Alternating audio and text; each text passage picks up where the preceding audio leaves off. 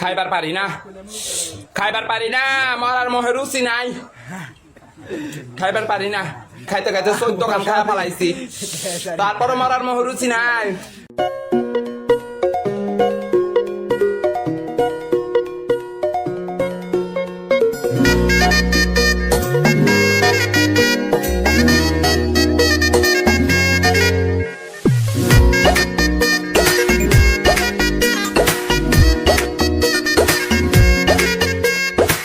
রঙ্গিলা বাড়ই তুই রঙ্গিলা রে, তোর রূপের আগুনে হৃদয়ে পড়ে।